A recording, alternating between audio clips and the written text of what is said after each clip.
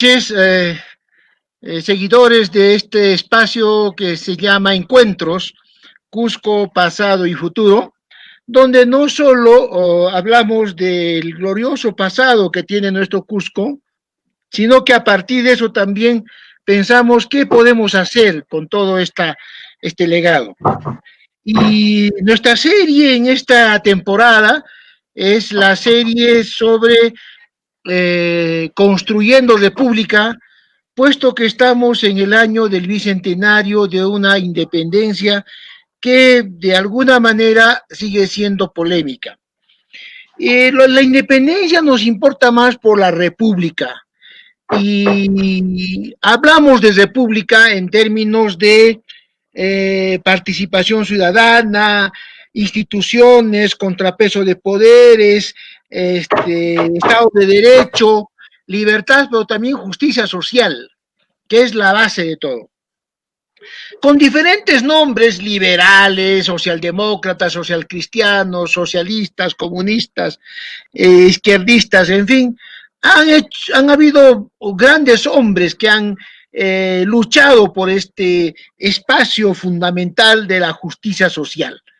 La emancipación humana, lo llamamos así, en términos generales. Y uno de los más destacados ámbitos donde se ha luchado por esta causa es el sur andino, por muchas razones. Una de las razones, el atraso que nos dejó la fundación de la República, el centralismo, el caudillismo, en fin, ¿no es cierto?, la continuación de los Borbones. Y el siglo XIX es un siglo de oprobio, ¿ah? Y el XX empieza con una emancipación total. Movimientos. La gran revolución rusa despierta al mundo. Más tarde ya veremos sus consecuencias, en fin, haremos un balance. Y es un punto en el cual el socialismo empieza.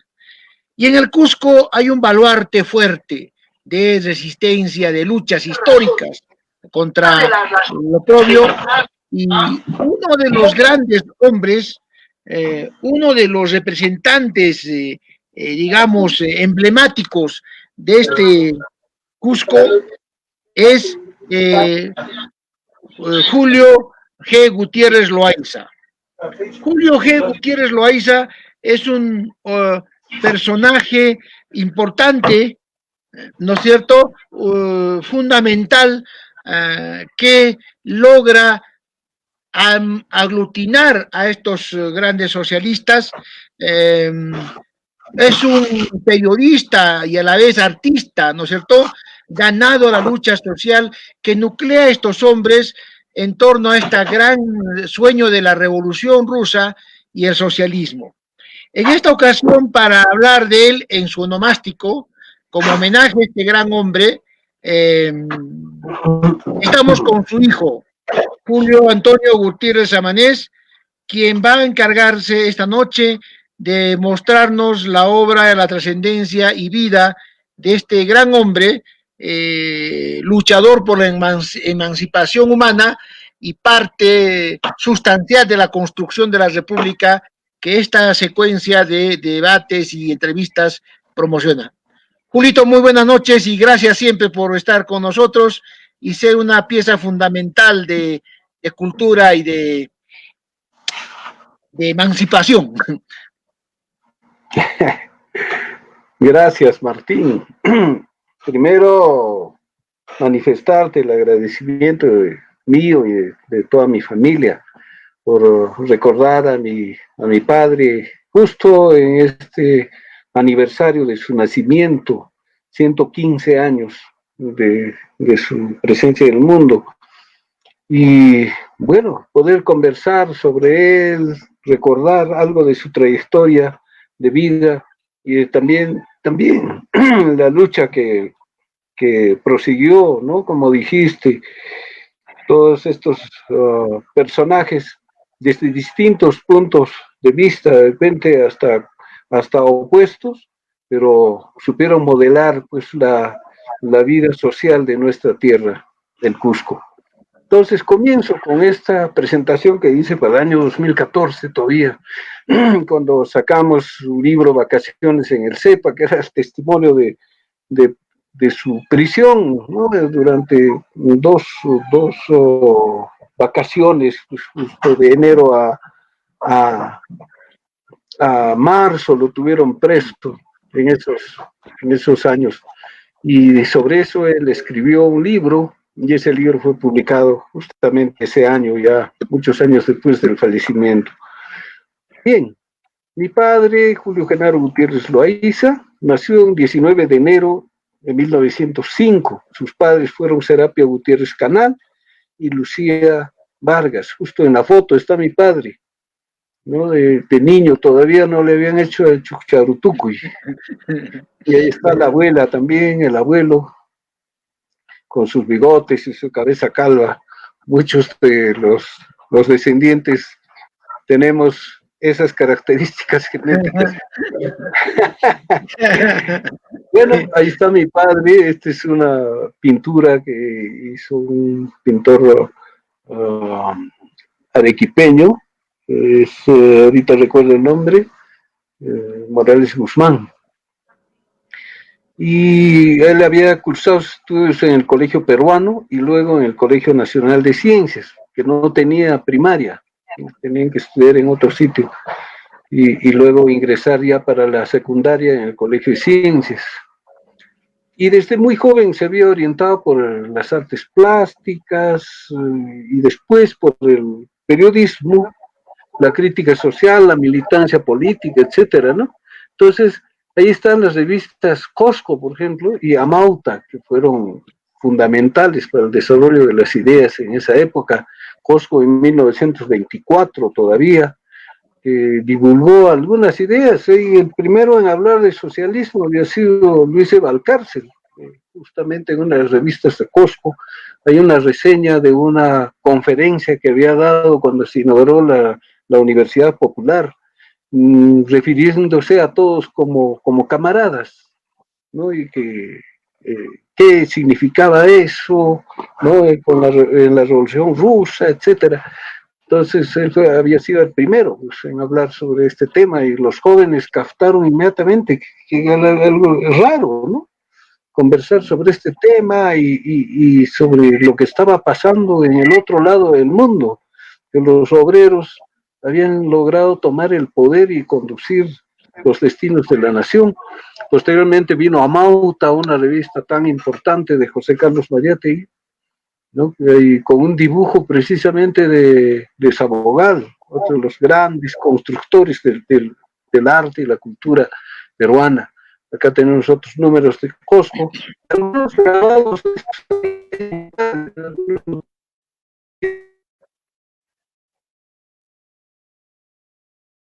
todavía no escribía, era uno de los que hacía los grabados, hacía las carátulas y todas esas cosas. Y en ese tiempo estaba estudiando letras e historia en la universidad. Después, ya con el grupo Ande, habían formado un núcleo intelectual, ¿no? Con estudiantes bastante jóvenes que seguían la corriente que lideraban Mariátegui y Aya de la Torre. Incluso tuvieron un periódico mural que después reunían, y era manuscrito o a máquina, era leído, que se llamó Pututu. Y en ese periódico le hacen un homenaje a Aya de la Torre, que había llegado por entonces aquí al Cusco por los años 24, 25, y lo reconocen como uno de los jóvenes más importantes de ese momento. Igualmente ellos mismos distribuían y comentaban, pues, la revista de José Carlos Mariátegui. Posteriormente este grupo sacó su propia revista.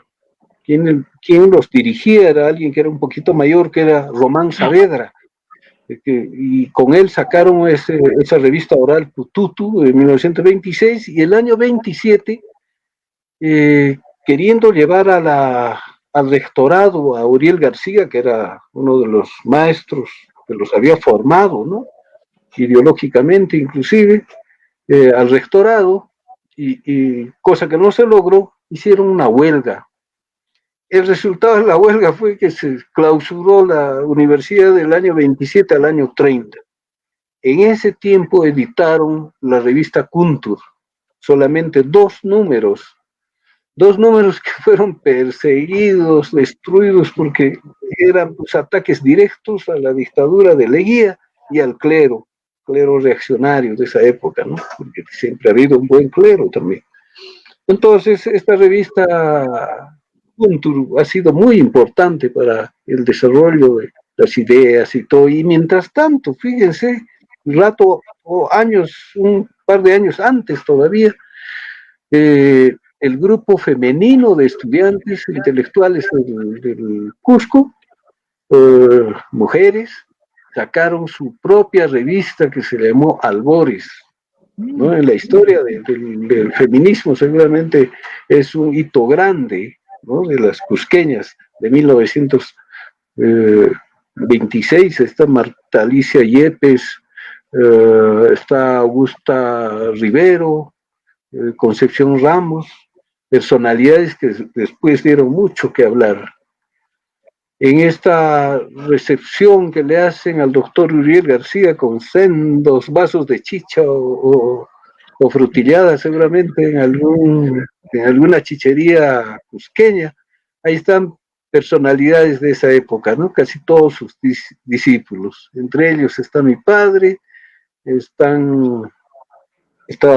Román Saavedra, está Rafael Tupayachi, está Fuentes Lira, está ya no recuerdo los nombres de muchos de ellos, pero son el núcleo de luchadores de ese momento, ¿no? Esto debe ser el año 27 o 28, cuando Francisco Olazo, que estaba allí al lado de Uriel García, viajaba a París llevando su obra artística.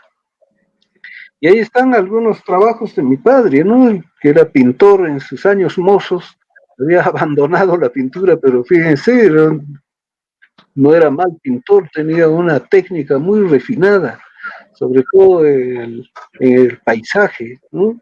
Estos son cuadros de tamaño pequeño, pero con una textura bastante gruesa, ¿no?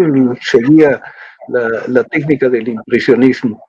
Y cómo su arte va orientándose al realismo y a la crítica social se ve en este dibujo de 1927, en que la Guardia Nacional y el Ejército, la policía, capturaban a los campesinos que estaban por ahí andando sueltos o en las propias haciendas, ¿no? Entregados por los gamonales, y los llevaban amarrados como si fueran esclavos a hacer trabajo gratuito, ¿no? Con la ley de conscripción vial. Esto había captado mi padre en ese año y seguramente coincidió también con su desarrollo directo pues, hacia la lucha social. En estos trabajos podemos ver, por ejemplo, la xilografía, ¿no? Campesino portando un jero, es hecho en madera, es madera tallada y luego impresa. Se debía que tallar al revés la madera, ¿no? Para pasarle la tinta, y en la parte que quedaba de madera, ahí la tinta se quedaba y podía imprimir como un sello. El otro es un dibujo, ¿no? De un campesino, un dibujo con lápiz carbón. Y acá están los maestros, fíjense, Ángel Vega Enríquez, que es el fundador del diario El Sol, fue contemporáneo con Clorinda Mate Turner, con el doctor Eusebio Corazao, con todas esas grandes personalidades que formaron el centro científico, todavía a fines del siglo XVIII. Luego, discípulos de él, que son Uriel García y Luis E. Valcárcel, ¿no? Personalidades que estuvieron en la famosa huelga universitaria de 1909. Y ahí está la presencia de estos señores con sus libros, ¿no? El Nuevo Indio, primero fue Tempestad en los Andes, de Luis E. Valcárcel, y luego El Nuevo Indio, que aparece en 1930, con una carátula hecha precisamente por mi padre. Y ese es un grabado, no había sido en madera, me dijo que era eh, un material, ahorita no recuerdo, que era como una especie de cuero, que se hacía también el grabado y se hacían las impresiones. Entonces, esa es la carátula del primer libro, de la primera edición del Nuevo Indio, fue trabajo de mi padre. Aquí en mayo de 1929, como consecuencia, dice, la ruptura con el APRA, fundan la primera célula comunista en el Perú, del Perú, en el Cusco. Sucede que ellos se consideraban apristas, porque el APRA para entonces era un movimiento continental, era un movimiento, ¿no? Decían el Kuomintang latinoamericano, pero después cambió y se convirtió en un partido político, con lo cual estuvieron en desacuerdo y hubo toda una conferencia internacional en Bruselas y hubo un rompimiento internacional. Entonces, como consecuencia de eso, fundaron una primera célula comunista en el Cusco, incluso antes que Mariátegui, ¿no? que impuso a su Partido Socialista por estrategia también, porque estaban en plena dictadura. Y bueno, sacaron un periódico, El Constructor, cuando formaron el primer sindicato de construcción civil y le pusieron artes decorativas porque de algún modo tenían que estar ellos que eran pintores, eran artistas plásticos, escultores, que habían entrado a formar el sindicato para formar pues para formar a los trabajadores, ¿no? Y, eh, darles ideología, pensamiento, etcétera. Este periódico fue Constructor. Este dibujo grabado de Lenin es también obra de mi padre. Aquí está él con uno de sus camaradas saludando con puño en alto, ya después de los años 29 o 30, ¿no? Aquí están los primeros sindicatos clasistas, fíjense la presencia de una mujer, es Concepción Ramos, están varios líderes sindicales de esa época, entre ellos está mi padre con lentes. Y todo esto cuenta en este libro que ya es clásico de la cultura proletaria cusqueña. Así nació el Cusco Rojo, contribución a su historia política desde el año 1924 a 1934. Esto se publicó en el año 86 y considera pues 10 años de esa lucha política en que se organizó todo el movimiento sindical y político en el Cusco. Aquí podemos ver la hoz y el martillo pintada en el Cerro Araguay, que ahora es Viva el Perú. Peleaban, dice, por el cerro los apristas y los comunistas, ¿no? Y una noche aparecía la hoz y el martillo brillando. Y al día siguiente decía APRA. Y eran unas peleas terribles, dice, por dominar esto había sido por los años 40 y 42, 44, por ahí. Y lo que sé es que cuando se hizo este movimiento del Inti Raymi, las fiestas del Cusco, y trajeron al presidente de la República, ¿no? Dice que como homenaje, la noche que pasaba el presidente de la República apareció la hoz y el martillo. Y al día siguiente apareció el holograma del APRA. Entonces, fue una lucha y habían perseguido a mucha gente. Habían perseguido, muchos habían tenido que expatriarse, habían tenido que salir del país porque los tenían perseguidos. Había un jefe de policía muy, muy terrible, ¿no? Que los tenía marcados. Esto me contó un escritor, Cisneros, caray, no estoy recordando el nombre, hijo del gran Antonio Cisneros. Antonio Cisneros. No, es cusqueño, un Cisneros de acá, que ha escrito varios libros, vivió en la Argentina, él, caray, qué pena que la memoria no me ayude, pero él me contó que de muchacho había estado no sé si con los apristas, o creo que con los apristas, lo capturaron, lo torturaron, lo mandaron preso. Entonces el padre de cólera, porque el hijo se metía en política, lo había enviado a estudiar a la Argentina y se quedó allí. Una historia muy, muy interesante. Así que, a propósito, la hoz y el martillo, la curva de la P en el Cerro Viva el Perú es siempre una letra grande, ¿no es cierto? Era Sí, la curva de la hoz. sí. Los militares, para evitar eso, hicieron ese letrero de Viva el Perú, ¿no? Y convirtieron entonces, detrás de todas esas letras subsiste esa historia interesante, ¿no? De la juventud cusqueña, tanto aprista como comunista de esa época. Bien, acá está, ya en 1986, mi padre al centro estuvo enfermo y fueron a visitarle sus colegas, pues camaradas de lucha de los años 26, 27, Sergio Caller, que fue senador de la República o diputado, todavía en el régimen, me parece que de Bustamante y Rivero, y Mariano Fuentes Lira, el gran pintor, artista, que hizo una labor extraordinaria en Bolivia y que luego vino a prácticamente refundar la Escuela de Bellas Artes, que ahora ya es universidad, fruto de la obra de don Mariano Fuentes Lira. Acá están personajes de esa época, Óscar Rosas, aquí mi padre consideraba como el más avanzado ideológicamente, era muy estudioso del marxismo, sobre todo Román Saavedra, un escritor polemista, panfletario atroz, cuya obra hay que recuperar porque es extraordinaria.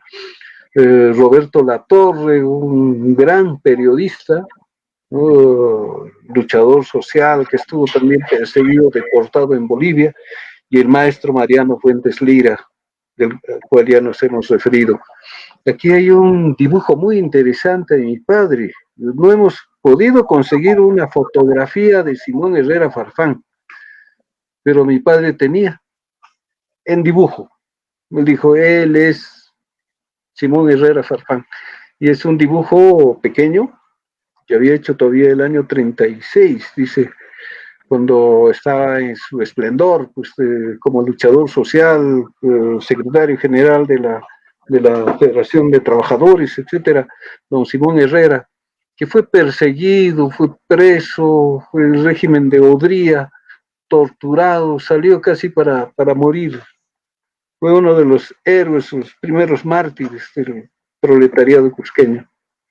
En 1938 mi padre recorrió a caballo el departamento de Apurímac, ¿no? Realizó una crónica notable de sus monumentos de arquitectura mestiza y colonial, que todavía está inédito. Se llama Arquitectura Colonial de Cusco y Apurímac. Allí había visitado los templos de Mamara, de Jaquira,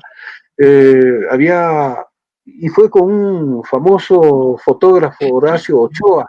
Entonces hizo fotografiar todo eso, ¿no? Ese recorrido había sido a caballo, llegó hasta Cocharcas, Andahuaylas, wow, todas esas zonas, un recorrido, Tremenda pero ruta, es tremenda una ruta. ruta enorme, ¿no? Porque fíjate, de acá nomás está Mara, está, ¿cómo se llaman estos pueblos? Tambobamba, hasta Cocharcas, caramba, todo el departamento de Apurímac, ¿no? Sí. En sitios nevados, en unas punas atroces, ¿no? Ella hablaba del surumpi, por ejemplo, que era una enfermedad que da por el brillo de la nieve. Entonces la gente tiene que pasarse con hollín a los costados de los ojos para que la luz no les dañe, ¿no? Ahora se va con gafas especiales, etcétera. Esa vez era así, ¿no? Justo en Mamara, en Antabambas, Cocharcas, Andahuaylas, en todas esas zonas, ahí está fotografiado mi padre con botas, con un sombrero en la mano, con las autoridades probablemente de esos lugares, ¿no? El párroco también está ahí con su sombrero. Esta ya es una reunión en Cusco, con Uriel García también, que está ahí a la cabeza, y ahí podemos reconocer a varios personajes cusqueños de la Federación de Trabajadores, ¿no? Luchadores sociales. Está Oscar Rosas, Sergio Caller, está Tupayachi todavía, que aún estaba vivo porque murió también torturado, preso, perseguido, Rafael Tupayachi, profesor, el primer mártir del magisterio cusqueño y peruano. En esta fotografía está con los intelectuales indigenistas, que hace una recepción a un pintor boliviano, ahorita recuerdo el nombre, y ahí está Uriel García, está el doctor Chávez, creo, o ahí no recuerdo ahorita estos nombres, y personajes que eran de las organizaciones políticas, ¿no? Ahí podemos ver a Oscar Rosas, a mi padre, y acá están como cuando empezó a trabajar como profesor de artes plásticas en el Politécnico, de presidente o de director del Politécnico está el señor Luis Coronado Flores, ¿no? Una gran personalidad cusqueña, abuelo de mi esposa, de Anita. Están ahí varios profesores de esa época. Está el que fue rector también, pues Chávez Chaparro, ¿no? Que falleció en un accidente. El avión Lanza. El avión Lanza, cierto. Esta fotografía muy interesante es del año 32, me parece, porque todavía está vivo ahí Ángel Vega Enríquez, que está al centro junto con Uriel García. Y están muchos de los artistas y bohemios de esa época, ¿no? Portando sus guitarras, están celebrando los carnavales. Mi padre está con un chullo y Fuentes Lira con una boina ahí en la parte de arriba, al lado con sombrero. Está Román Saavedra, está al lado de Román Saavedra, que tiene sombrero, ahí está Rafael Tupayachi, al que nos referimos, está también Oscar Rosas con lentes, y todos los personajes de esa época. Esto ya es el año 37, cuando el maestro Uriel García, que venía de un gran encuentro en la Argentina, un congreso del hombre y la cultura de América, vino con la consigna de crear una institución que protegiera las artes, la cultura, difundiera la cultura, protegiera el patrimonio cultural, ¿no? Que estaba siendo depredado como ahora, lamentablemente, y que reuniese en un museo las obras de arte popular para que no se perdiese la memoria de nuestros artistas populares, cosas. Y además que funde una revista en la que los intelectuales puedan dejar constancia de sus investigaciones históricas, culturales, antropológicas, arqueológicas, etc. Una institución tan importante que ha dado pues mucho al Cusco. Y ahí están personalidades como José Gabriel Cosio, está el doctor Rafael Aguilar, que fue senador, fue poeta, está Rafael Aguilar, ya dije, está el fotógrafo Martín Chambi, que fue el que tomó esta foto, había organizado a todos los señores y luego con su el personal que le ayudaba, hizo que hicieran solamente el clic y él se colocó allí. Esto fue en su propio estudio. Está también Luis Felipe Paredes, por ejemplo, que fue prefecto y todo del Cusco. Está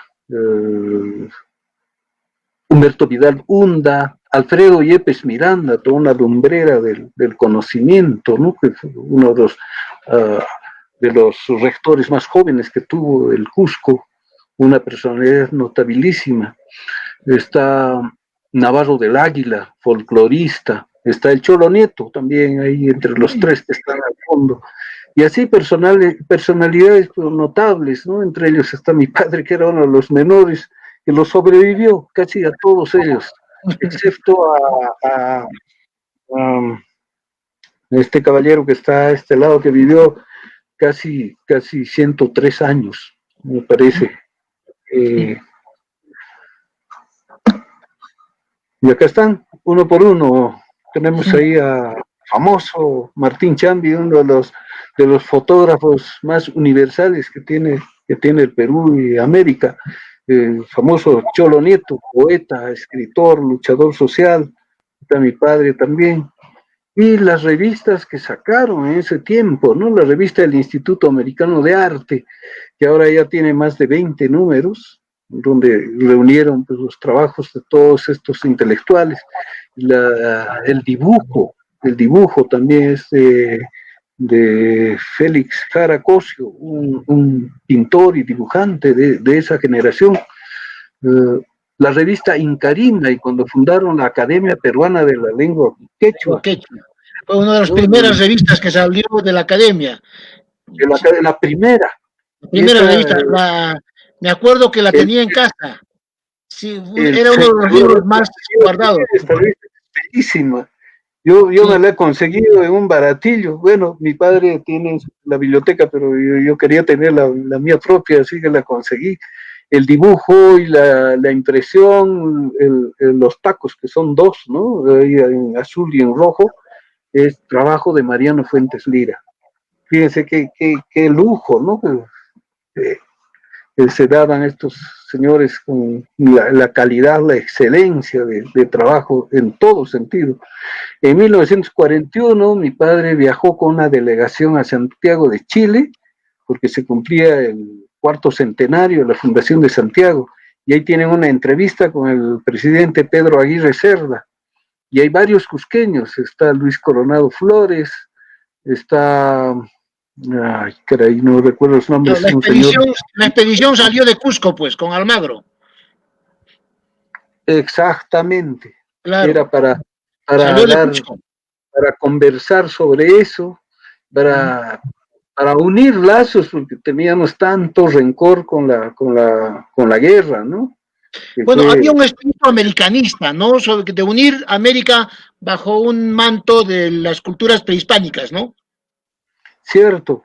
Y este presidente, Pedro Aguirre Cerda, fue un presidente democrático, uno de los pocos, no sé si era de línea socialista, pero fue bastante amplio, muy democrático.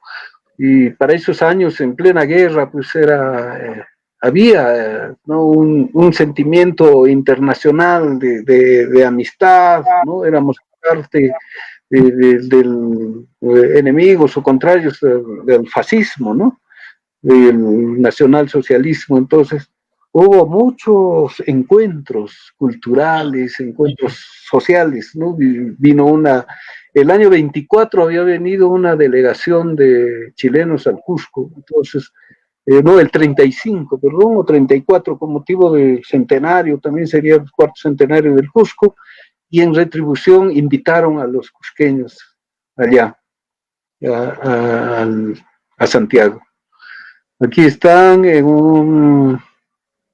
cuando también estuvo presente ahí la organización del sindicato de maestros primarios. Tu papá también fue maestro, ¿no? Tu papá también fue profesor, ¿no? También fue profesor primario, después fue profesor secundario, y fue fundador y primer secretario general del sindicato de periodistas.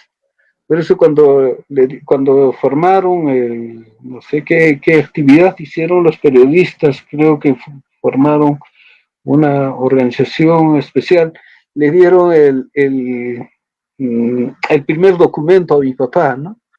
Y lo hizo Germán Alatrista, que era un opositor político de él, pero lo consideraba mucho, ¿no? Lo quería, porque decía que había sido uno de sus maestros, ¿no? Muchos comunistas y artistas hemos sido amigos, ¿ah? Entrañables. Sí, muchos sí. No nos hemos odiado, nada. Yo nunca tenía enemigos apristas.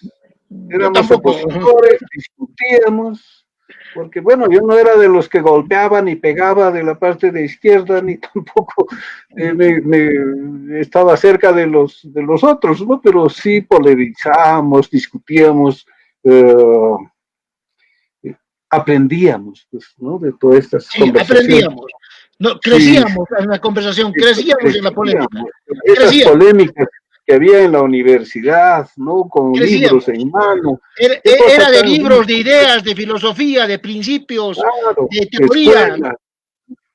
Eso lo escuché decir al doctor Alfredo Yepes Miranda cuando le pregunté ¿y cómo era que en el instituto pues estaban tanto apristas, comunistas de centro, de acción popular, etcétera, y trabajando juntos sin pelear? Y él decía que inmediatamente que pasaban el umbral del instituto, dejaban afuera todas sus ideologías y políticas para trabajar solamente por el Cusco.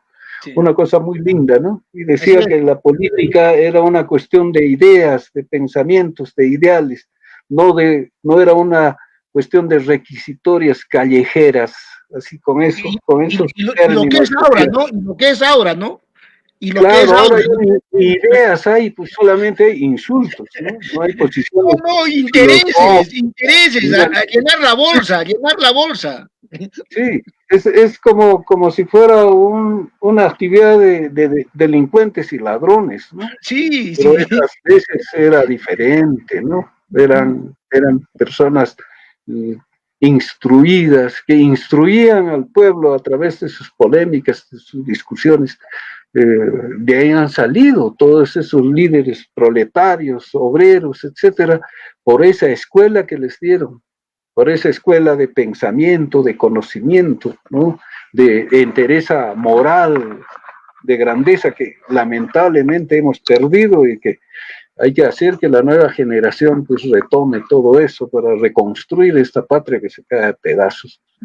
Bien, acá está justamente el doctor Alfredo Yepes Miranda en el Instituto Americano de Arte con la imagen del Inca Garcilaso, que fue obra de un gran escultor, Antonio Sánchez, profesor de la Escuela de Bellas Artes, creo que él era cajamarquino o trujillano, no recuerdo.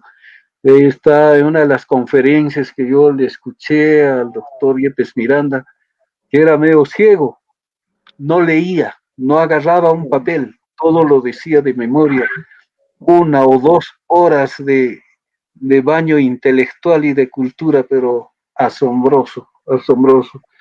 Eso tuve oportunidad pues, de escuchar en el Instituto Americano de Arte cuando era todavía un niño. Y me sentaba a escuchar, pues mi padre me decía, tienes que escuchar, de repente no vas a entender las palabras, pero después yo te explico. Y era muy bonito, muy bonito, eso me ayudó bastante. Acá están mi padre, que fue elegido presidente ese año, 77 me parece, está juramentando a su junta directiva. Está Román Saavedra, que está viejito, ya tenía una cojera muy fuerte, sufría de diabetes, pero un hombre extraordinario. Está Alfredo Díaz Quintanilla, que fue alcalde del Sí, Cusco, ¿no? Una personalidad de la derecha más derecha, sí, pero con un sentimiento social único. Él, cuando murió Guamantica, él llevaba la cinta negra adelante y apoyaba a los trabajadores, a los obreros, sí, reuniones y todo, les regalaba un torillo para que hagan su cancata. sí, sí, sí, de eso. Está el doctor Aragón, ¿no? Aragón Lobatón, también presidente del instituto en otra oportunidad. Y aquí es la cabeza blanca es de Luis Felipe Paredes, que era, ese tiempo Arqueólogo. no, Luis Felipe fue pues rector de la universidad, alcalde, prefecto. Cuenta mi padre que cuando venía en un avión del CEPA, pues, con uniforme de preso, y salían, y en el mismo avión iban a embarcar hacia Lima un ministro, alguien que había llegado en la época de Belaunde, y lo despedían con una alfombra roja y militares y todo, y el que presidía eso era Luis Felipe Paredes, que era el prefecto. Había roto el protocolo, cruzó para abrazar al preso que venía, que era mi padre. Era pues su amigo, su colega. Calidad de personas, ¿no? Calidad de personas, ¿no? Como dice Teresita Ramos, honorables, ¿no? Honorables. Sí, ahí está con Luis Felipe Paredes, justo, ¿no? Que él le tomó la juramentación seguramente, la señora Delia Blanco de Valencia, que era también miembro del Instituto Americano de Arte y fue presidenta de la Academia de la Lengua Quechua. El militar también, no recuerdo el nombre, que era músico, era miembro del instituto. Y ahí está también don Alfredo Díaz Quintanilla, ¿no? Que a mi padre está dando una charla sobre cuando inauguraron el Museo de Arte Popular del Instituto Americano de Arte, ¿no? El mayor Manrique era ese caballero, que era artista. Ahí está también Justo Béjar, está Carmen de Béjar, pintora, artista, y al lado derecho está LBM, como se decía, Luis Barrera Murillo, LBM. Bastante joven. Fue Béjar es primo hermano de mi madre. Los Béjar son primos de hermanos de mi madre. Perdón. Los Béjar son primos hermanos de mi madre. Son mis tíos. Son mis tíos, papás. Ellos eran pues, de Ñuñoa, de Puno. Sí. Hace poco murió la hermana también, Nivia Barrera, una gran luchadora social, una personalidad notable, maestra. Aquí está, bueno, mi padre fue llamado por Fuentes Lira para trabajar en la Escuela de Bellas Artes y allí enseñó Historia del Arte, fue mi profesor, ¿no? Enseñaba ese curso. Antes había sido profesor de dibujo, etcétera, pero esta vez hacía y filosofía del arte, esos temas un poco difíciles que eran de su especialidad.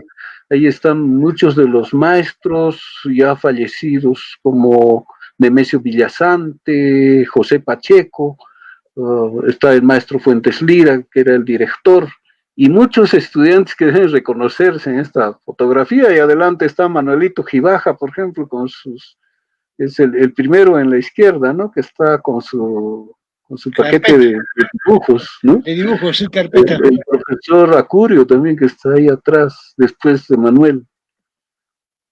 Esto fue el año 86, cuando mi padre presentó su libro Así nació el Cusco Rojo, en la Municipalidad del Cusco, ¿no? Con Jorge del Prado. Con Jorge del Prado. Vino exclusivamente el senador Jorge del Prado, con quien habían sido pues, colegas de lucha casi en su adolescencia, ¿no? Cuando eran bastante jóvenes. Toda una leyenda también, ¿no? Otra leyenda. Una leyenda. Se tenían mucho aprecio con mi padre, que cuando venía en sus luchas y todas las persecuciones que le hacían a Del Prado, dice que mi padre lo alojaba en la casa paterna, pues en calle Montero, y ahí lo tenían oculto para que la policía no llegue a él, y nunca lo arrestaron, nada, en los años 40, 45, en esos movimientos. Entonces, Del Prado estuvo en la presentación de Así nació el Cusco Rojo. Tenemos ahí en los videos que te he pasado ahí. Un video lindo, ¿no? Muy emotivo. Justo esta actividad está filmada, ¿no? Con el discurso de Daniel, que debe ser uno de los pocos discursos de él que se conocen, ¿no? Un afiebrado discurso muy lindo de mi padre también y de Jorge del Prado. Y lo que me sorprende, Julio, es los vítores y los eslogans a tu papá, ¿no? Sí. Con Julio Gutiérrez, ¿no? Como lo menciona, ¿no? Gutiérrez, venceremos. Sí, fue muy lindo, emotivo ese momento, muy, muy bonito. Y mi padre venía de haberse enfermado gravemente, casi se murió el año 86, y felizmente le hicieron una operación muy, muy peligrosa. Tenía un quiste en el hígado, ¿no? Se le había formado seguramente por todas persecuciones y sitios que estuvo preso en el CEPA, en todo eso, ahí ha debido contraer esos males. Pero lo salvaron y regresó al Cusco para la presentación de su libro, porque ya habían hecho la presentación también en Lima. Aquí está otro trabajo de mi padre que ya sacamos póstumamente. Lamentablemente ese año se nos murió, el año 93, y el libro ya salió el año 94. Fue una selección de sus ensayos, artículos, comentarios sobre arte, desde 1924, desde la revista Cosco, donde había hecho algunas cosas pequeñitas comentando trabajos, la presencia de pintores, de dibujantes, etcétera, que venían a Cusco, ¿no? He hecho entrevistas a Sabogal, a Binater Reynoso, a personalidades notables, ¿no? Artistas como De Santo, muchos argentinos y bolivianos que estuvieron aquí en el Cusco mostrando su trabajo. Había una relación muy fuerte entre Argentina, Bolivia, sí, ¿no? Con el Cusco, desde que Luis Valcárcel fue allá con una delegación en el año 23. Los libros de Europa llegaban más rápido a Cusco que a Lima, ¿no? Vía sí, Buenos Aires. Y Buenos Aires constituyó el centro de irradiación de toda la cultura y la política de Latinoamérica, ¿no? Así Lima, que siempre ha tenido una postura bastante reaccionaria, muy de derecha. Señorial. Hasta ahora, ¿no? Hasta ahora. Lo mismo he visto el programa para el bicentenario, no considera sino fiesta, actividades culturales, pero no hay un espacio para enjuiciar la historia, no hay un espacio para pensar en qué será de nuestro Perú en los próximos 200 años. En absoluto, todo va a ser fiesta y danza y zamacueca, ¿no? al estilo costeño. Entonces, en el Cusco tenemos que hacer nosotros eso.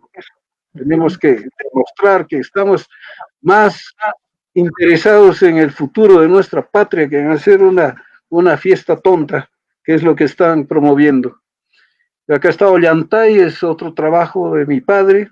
En 1959 había sacado un pequeño, en un formato pequeño, con unos populibros que sacaba la doctora de Gregory y el doctor Nieto. Sacaron el Ollantay, una versión del quechua y castellano, en quechua y castellano que mi padre sacó del propio códice dominico. Hizo la traducción, él era quechuista y usó todos sus conocimientos y del propio códice dominico, debe existir, supongo, de allí hizo la traducción al castellano y puso la parte de quechua. El dibujo mismo también es un grabado que había hecho mi padre todavía en sus años mozos para la revista Kuntur. Y acá en los años 63 y 64, junto con muchos compañeros y camaradas, porque ahí fueron a parar comunistas y apristas, fueron llevados al CEPA. Esto fue todavía con Pérez Godoy, ¿no? Bajo la dictadura de Nicolás Lindley y Pérez Godoy. Y al año siguiente, cuando todos los socialistas y comunistas apoyaron a Belaúnde, oponiéndose al APRA, por supuesto, mi querido Martín, porque ya había salido. El golpe que le dieron los militares fue contra Aya de la Torre, que había salido. Claro. Había salido de que había habido... Claro, en ese entonces nos decían aprocomunistas, ¿no? Nos metían en el mismo saco, ¿no? En el mismo saco. El aprocomunismo. Los aprocomunistas, los terroristas, nos terruqueaban, ¿te acuerdas? Nos terruqueaban, pues era el año 63.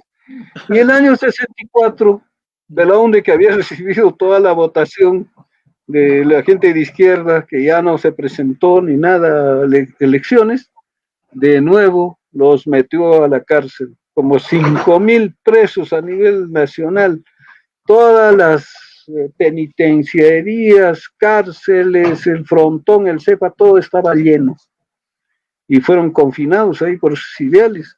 Entonces el libro que presentamos esa vez, así, Vacaciones en el CEPA, que está en el internet también, fue escrito allí, ¿no? Mi padre, cuando regresó ya vino así, con barba, y lo que decía es de que les habían puesto estos uniformes y les habían tomado fotos con armas, ¿no? Para decir que habían sido capturados, así como... El terruqueo es histórico, ¿no? Bueno, mi padre hubiera sido un buen tirador, pues, porque él fue socio del club de tiro y tenía sus armas. Lamentablemente tuvo que deshacerse de ellas, de todas las persecuciones que vieron, pero él hacía tiro al blanco, no salía a matar a nadie, ¿no? Y así estuvieron presos, pues, ¿no? Ahí está el libro, Vacaciones en el CEPA, que sacamos con motivo ya de los 50 años, ¿no? De 51 años. Y allí hablaba, por ejemplo, de Emiliano Guamantica, a quien recuerdo, ¿no? Ligeramente, era bastante niño, recuerdo que alguna vez me levantó Guamantica en vilo, ¿no? Y le tenían bastante respeto en casa, en todo, porque era pues, el secretario general, ¿no? De los trabajadores. Y mi padre contaba que Guamantica inmediatamente ya estaban los presos en el CEPA, había comenzado a recolectar las migas de pan. Y mi padre decía, de repente será para comer después cuando no tengamos nada que comer, ¿no? Y se reía nomás Guamantica, a ver, camarada, lo que voy a hacer. ¿Y qué había hecho? Había modelado, mezclando con arcilla, o con barro, con arena, las migas de pan, había modelado las piezas de ajedrez. Entonces, en una madera, en algo, dibujaban el tablero y tenían para jugar ajedrez, ¿no? Pintaban con un poco de color negro de betún, de alguna cosa, y separaban y eso había hecho Guamantica. Una cosa muy bonita, una anécdota muy linda. Al año siguiente, el año 64 ya no estuvo, pues Guamantica murió antes, ¿no? Un accidente que nunca se esclareció. Pero parte de esta época también está en las memorias de este caballero, el doctor Asunción Caballero Méndez, hombre de izquierda, luchador social, médico, él, que escribió, ¿no? En Caballo Rojo sacaron estas memorias, ¿no? de la cárcel. Otro que escribió sobre esas épocas también fue el sabio prólogo Hugo. El secretario de Mariátegui, ¿no? Sí, y además estuvo en este leprosorio con el Che Guevara. Sí. Y ahí en la película ponen médico, de que el médico, doctor, ¿no? Pese.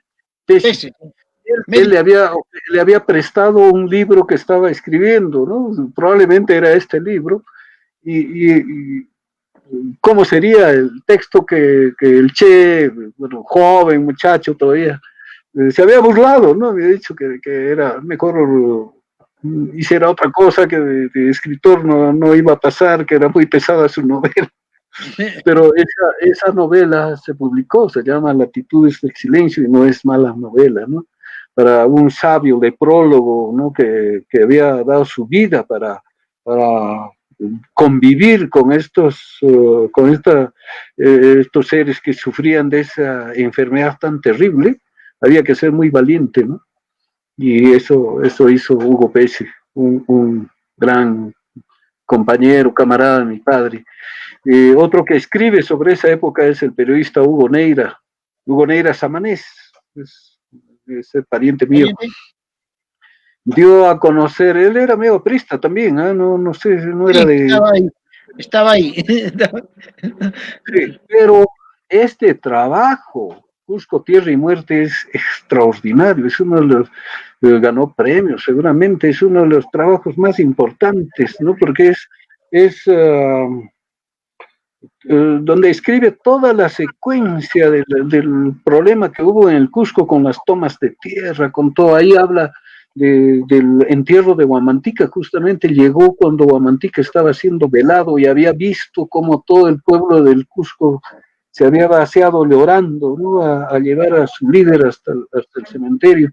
Una cosa pero extraordinaria, es emocionante leer este libro pequeñísimo de Hugo Neira, que habría que volver a publicar, pero ya supongo que muy difícil de ser conseguido, a no ser que ya esté en internet, habría que colocarlo, ¿no? Es un clásico, ¿no? Es un Es un clásico, clásico. es un clásico. Y acá están los dibujos que había hecho mi padre, un cuadernito que se llevó en el bolsillo de su abrigo, ¿no? Eran pues sus compañeros de lucha, esta, no sé cómo era este señor, Hugo Miranda, hermano del doctor Julio, que estuvo preso, el loco Miranda le decían. Este es otro señor Roque, que era obrero, me parece, del norte.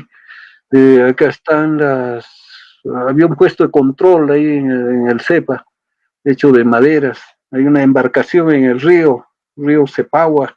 Era un sitio pues inhóspito, donde si alguien quería escapar iba a morir tragado por la selva, ¿no? O arrastrado por los ríos. De hecho, ahí murió uno, por lo menos 2 muertos han habido allí.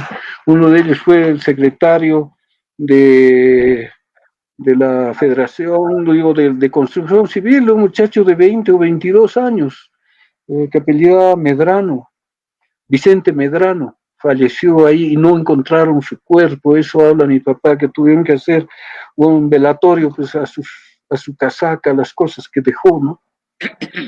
Una cosa triste, dolorosa. Parece que una boa, una serpiente, algo lo arrastró y no pudieron salir. Dice que él saltaba tratando de pedir auxilio, pero cada vez estaba más lejos en ese río torrentoso, pues, que era el río Urubamba, en la zona del Cepa, ¿no? Ahí están justo los bañistas, les daban una hora o 2 horas para que vayan a bañarse en el río, y en una de esas situaciones que mi padre no había ido, fue que ocurrió lo de Vicente Medrano. Esta una de las chozas de los celadores militares que los cuidaban.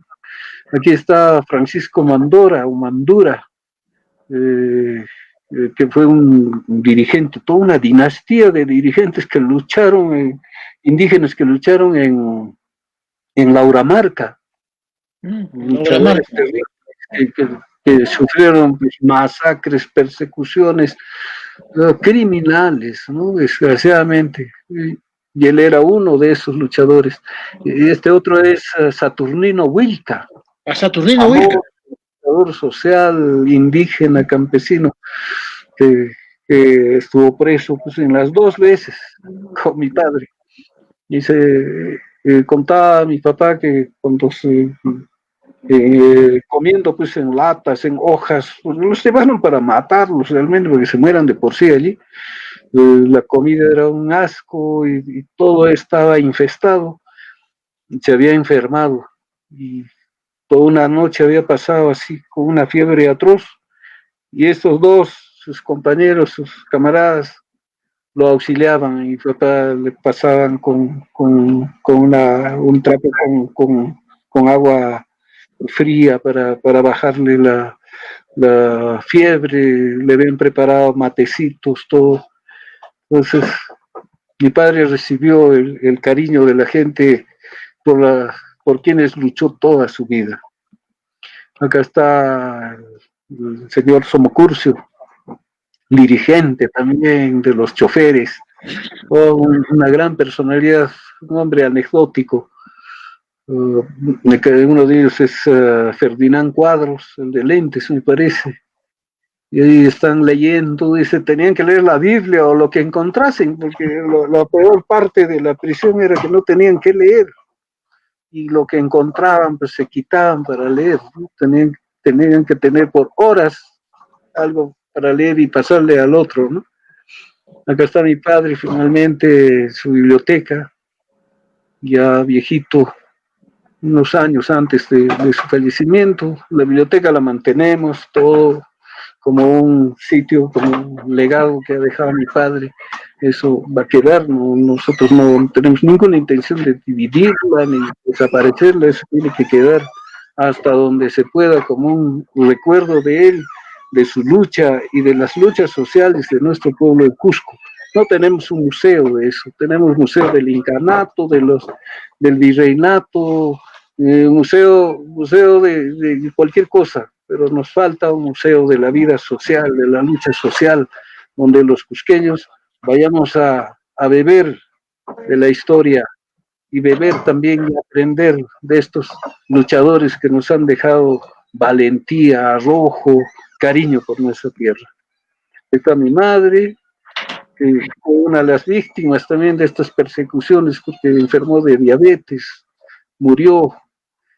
Ella era una luchadora que se hizo a mi padre, porque provenía de una familia de terratenientes, ¿no? Tradicionalmente de izquierda, de derecha.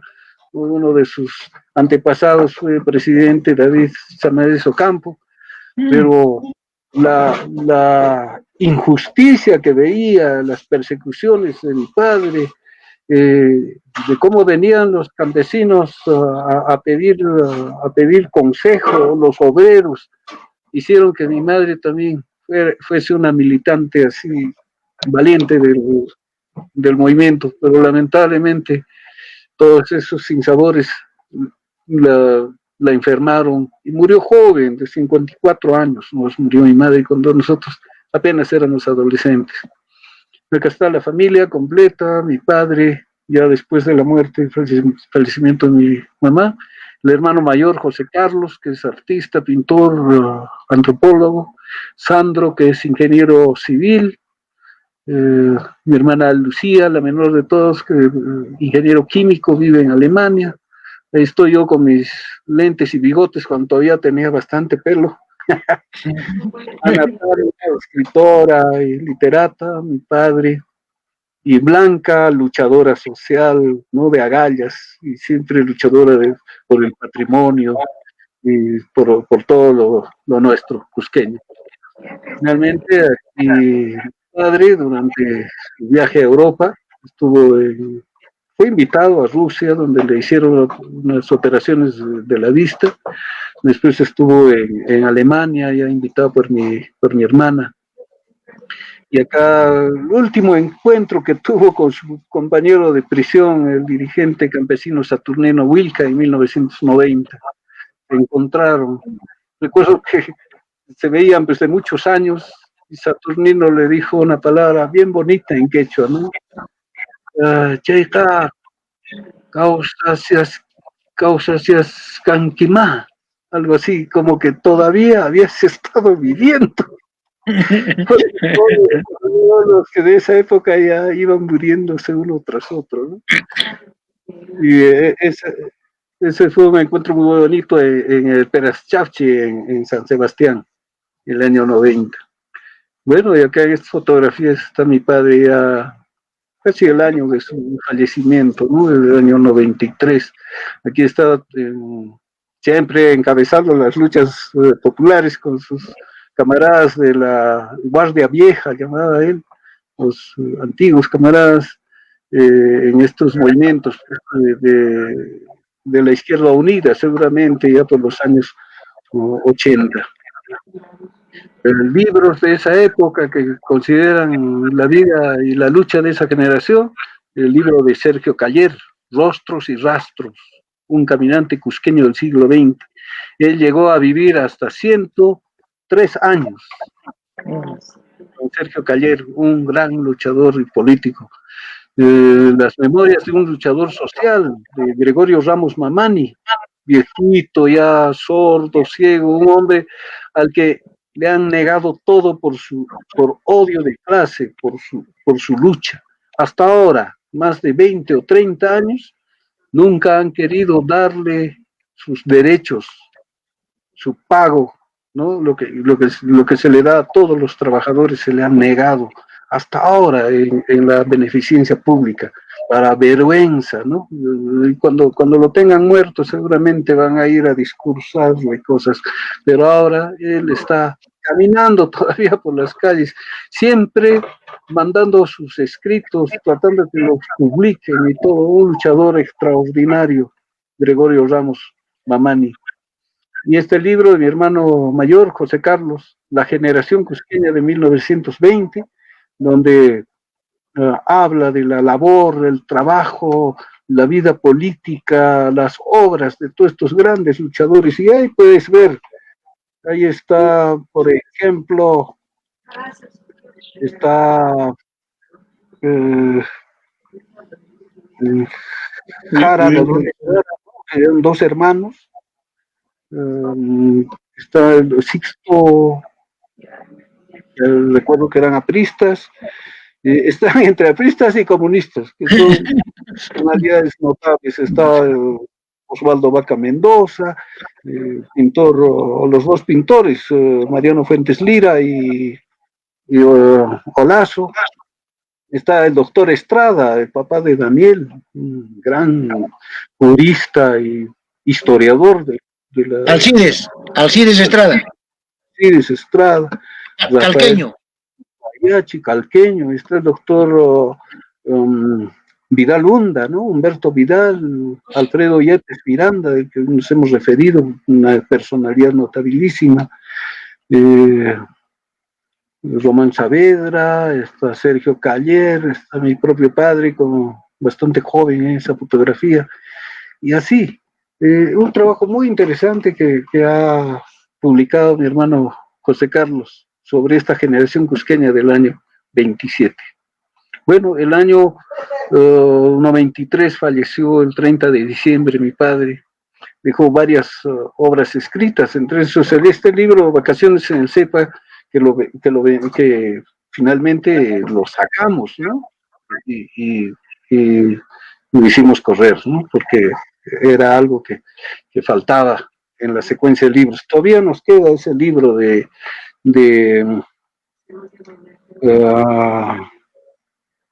arquitectura colonial del Cusco y Apurímac, ¿no? De ese viaje que había hecho el año 38 con fotografías, con todo. Ojalá voy a tocar las puertas de las instituciones apurimeñas, ¿no? Porque ahí está su cultura, está el recuerdo de todo lo que ellos tienen. Muchas cosas se habrán perdido, habrán desaparecido de ese templo, de esa basílica hermosísima que es Cocharcas, ¿no? Que muy poca gente conoce, porque es tan difícil llegar ahí. Y he llegado después de 50 años tras los pasos de mi padre y he tomado algunas fotografías, pero cuántas cosas se habrán perdido, ¿no? Yo trabajé ahí, yo trabajé en esa zona, es muy lejana, es muy lejana. Yo trabajé ahí 3 años. Qué bueno. ¿Dónde no habrás estado también, pues, mi querido? Muchísimas gracias. Eso es lo que quería compartir.